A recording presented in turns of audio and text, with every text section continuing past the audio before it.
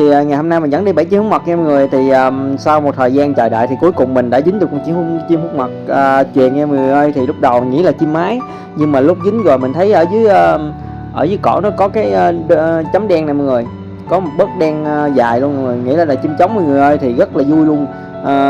Mình cũng đang tính kiếm một con chim chuyền thì không ngờ là dính được con chim chuyền nha mọi người ơi. Thì mình sẽ cố gắng thần con chim chuyền này nha mọi người. Mình sẽ tập vào cám cho chim chuyền này, mọi người nhớ theo dõi những tập tiếp theo nha mọi người ơi. Bây giờ mình sẽ bỏ nó vào lòng thôi mọi người ơi. Cảm ơn tất cả mọi người đã xem video của mình nha.